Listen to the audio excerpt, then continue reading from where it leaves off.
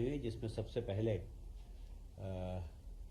बहुत ही महान संत आचार्य विद्यासागर जी के शरीर त्यागने पर उन्हें विनम्र श्रद्धांजलि अर्पित की गई।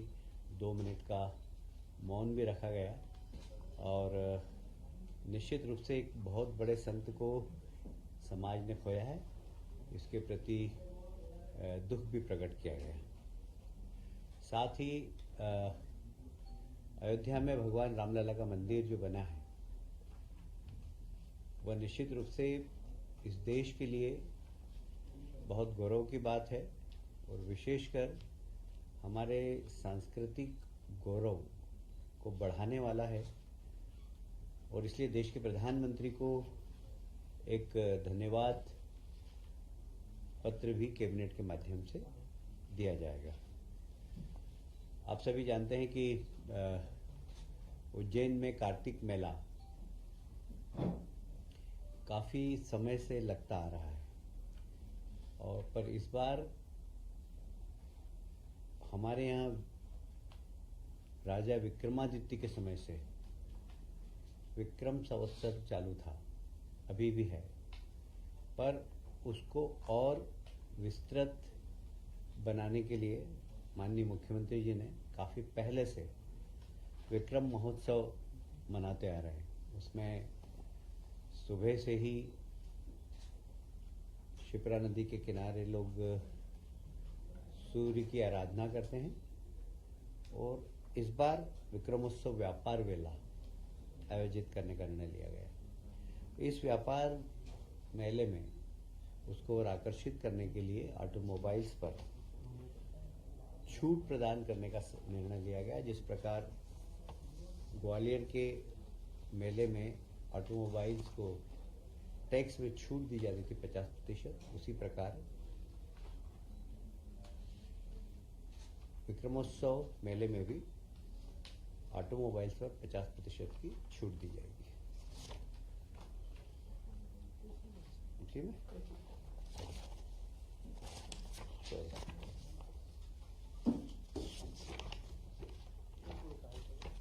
आप सभी जानते हैं उज्जैन में सिंहस्थ 12 साल में एक बार होता है और उसका महत्व भी आप सबको मालूम है। उसके तैयारी भी हम पहले से ही करते हैं। माननीय मुख्यमंत्री जी ने इसमें 2 बैठकें ले ली है और उसमें काम भी चालू कर दिए हैं। तो अभी प्रथम चरण में इंदौर उज्जैन जो रोड है, अभी 4 लेन है, उसको 6 लेन करने का निर्णय लिया है। और ऐसे ही उज्जैन और इंदौर के बीच में एक हाथों से पैरेलल रोड बने, उसकी भी तैयारी चल रही है। तो एक इंदौर उज्जैन मार्ग को 4 लेन से 6 लेन करने का निर्णय लिया। इसकी लागत लगभग 1700 करोड़ के आसपास होगी और यह पूरा पीपीपी मॉडल किया जाएगा।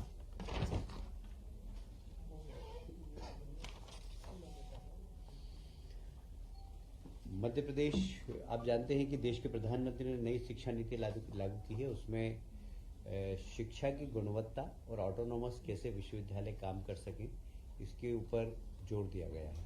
तो इसलिए बड़े बड़े विश्वविद्यालय को छोटा करना, उसको ऑटोनोमस बनाना और यहाँ तक कि नई शिक्षा नीति की कल्पना तो ये है कि कॉलेज भी ऑटोनोमस बने और क्वालिटी एजुकेशन के लिए वे स्वयं एग्ज़ाम भी ले सके। इस प्रकार की सही नई शिक्षा नीति का जो प्रावधान है वही है। इसी तारतम्य में विश्वविद्यालय का हमने डिवीजन किया है। सबसे पहले नए क्रांति सूर्य टाटा टंट्या मामा भील विश्वविद्यालय, जो कि देवी अहिल्या विश्वविद्यालय को विभाजित कर किया जाएगा। इसका स्थान होगा खरगोन और इसमें कौन कौन से जिले लिए जाएंगे इसके ऊपर बाद में निर्णय लिया जाएगा। उसी प्रकार एक नया विश्वविद्यालय क्रांतिवीर तात्या टोपे विश्वविद्यालय जो गुना के क्षेत्राधिकार में होगा और यह भी विश्वविद्यालय ग्वालियर विश्वविद्यालय से के विभाजित होकर बनेगा। इसके भी क्षेत्र अभी अशोकनगर गुना लिए हैं, पर इसके ऊपर वृहद निर्णय बाद में लिया जाएगा। पर विश्वविद्यालय 2 नए बनाने का निर्णय आज की कैबिनेट में लिया गया है। लोक सेवा आयोग के रिक्त स्थान थे 2।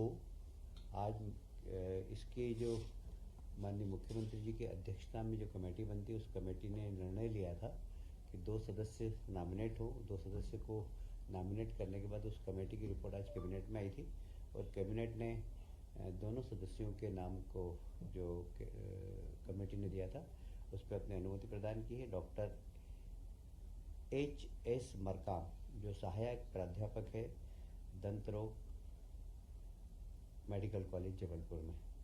उसी प्रकार डॉक्टर नरेंद्र कुमार कोष्ठी, सहायक प्राध्यापक है अर्थशास्त्र में महाकौशल कला एवं वाणिज्य महाविद्यालय जबलपुर के। इन दोनों को लोक सेवा आयोग में सदस्य नियुक्त करने का निर्णय जो कमेटी ने लिया था, उसका अनुमोदन मंत्रिमंडल ने लिया है।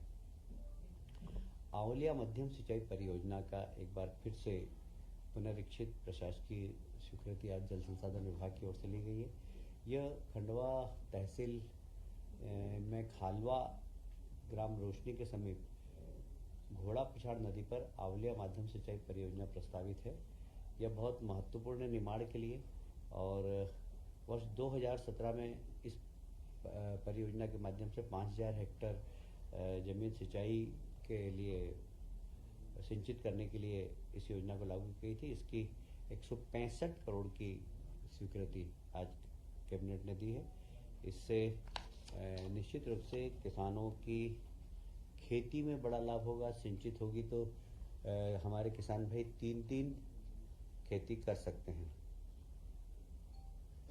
पंचायत और ग्रामीण विकास विभाग का एक और महत्वपूर्ण विषय था। आप सभी जानते हैं कि अभी माननीय मुख्यमंत्री जी ने फोकस किया है अधोसंरचना विकास के लिए और इसलिए उसके पूंजी बन में जो निर्धारित सीमा थी उसको बढ़ाने का निर्णय लिया गया है और ये करीब 500 करोड़ का इसमें प्रावधान किया गया है।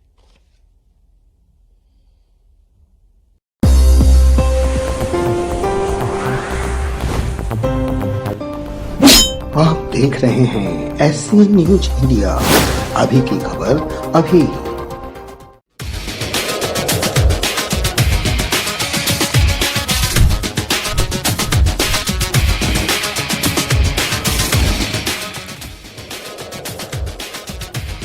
बदल रहा है खबरों को देखने का नजरिया।